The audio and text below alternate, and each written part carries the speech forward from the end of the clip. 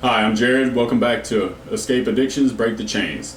Today we're going to talk about the things that we don't miss from our active addiction. And it's a long list. We're going to try and shorten it up for you.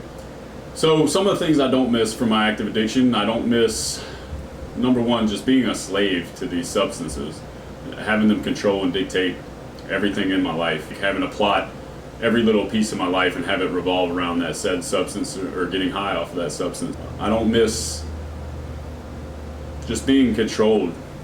Go watch a movie. Oh, gotta get high first. Go to the beach. Wait, gotta make sure I have enough substance. I don't miss being a slave to dope. I'm here to tell you, when that impulse strikes, play out the whole scenario. Don't just focus on that lie, which is what the impulse is. The impulse is actually a lie, or a series of lies, wrapped up in a pretty bow. And why does it have a pretty bow on it? Because we put that pretty bow on top of it, because really, in reality, it's a turd sandwich. And we want to eat that sandwich, so we got to dress it up and put a pretty bow on it so we can stomach it. In reality, the impulse is a lie. Somehow this substance makes me better, makes me more fun, makes me work more efficiently, makes... Whatever the lie is you've convinced yourself of, that this substance somehow makes you better, let's examine it. Let's just shine some truth on it. How does that substance make us better? When we shine that light of truth on it, we realize that it doesn't, and it never did. And it's never going to. And once we get that deep in our addiction, it really stops working for us. We don't get that same high. We end up chasing the dragon, and we'll never catch it again. We end up chasing that first initial feeling of getting high. And there's not enough drugs in the world to satisfy any drug addict, and there never will be. See, when we're gripped by an addiction, we have this impulse to get high. We like to dwell just on that moment, really, of getting high. An alcoholic will dwell just on that moment of putting that bottle to their lips and that first drink. An intravenous addict like myself, that impulse would be just the injection of that drug in that initial moment of high. That, I don't miss either.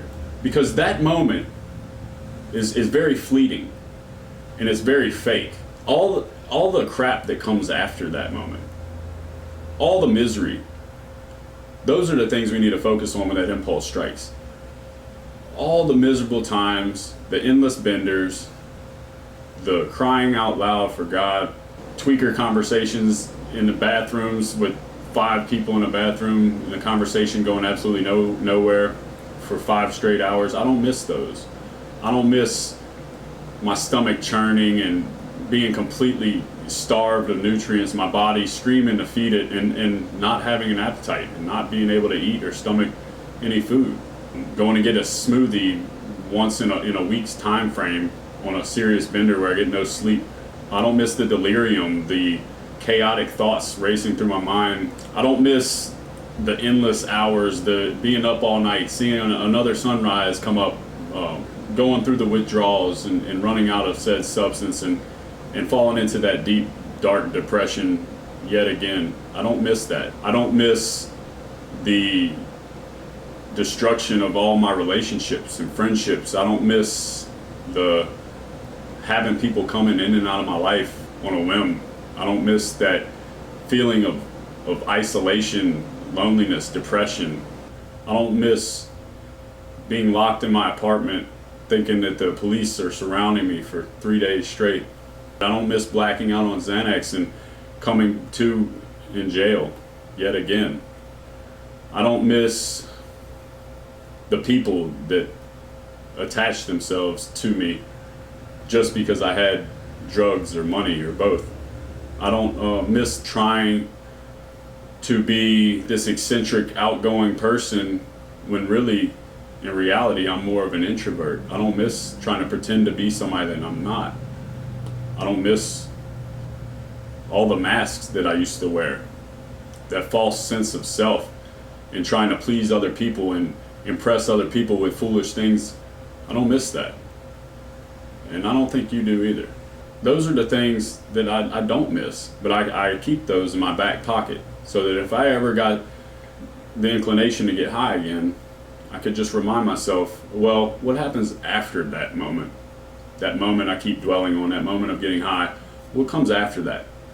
And if we answer it truthfully, it's usually a lot of chaos, a lot of confusion and disorder, a lot of self-destruction. That's what comes after that moment. And I don't miss those things. God created us to shine brightly. He didn't create us to be isolated, depressed, and hide ourselves away from the world and society. He created us to shine brightly, to harness His light and His love, and to go and carry that out into the world around us. Now, we had to go through that darkness to get to this point today. But now that we're here, we need to remind ourselves every day we're a child of God, created for true righteousness and holiness. And He needs us to step up now more than ever to overcome the demons we've been battling. And in doing so, we can end up showing other people how to do so in the future. I think we need an army of addicts out there, addicts in recovery. An army of us. You know, addicts can be some of the most brilliant minds I've met have been addicted. Some of the most brilliant geniuses I've ever encountered. And you know, you hear that. Some of the most brilliant people are just stuck. They all present that same kind of verbiage with me. They're stuck, they're trapped. They can't figure out how to get out of their mind. And I'm here to show you the way is through God. Jesus is the way, the truth, and the life. When you accept Him in your heart as your Lord and Savior, He'll set you free. Thanks for joining us again. Don't forget to hit that like and subscribe button. Can't wait to see you next time. Thanks.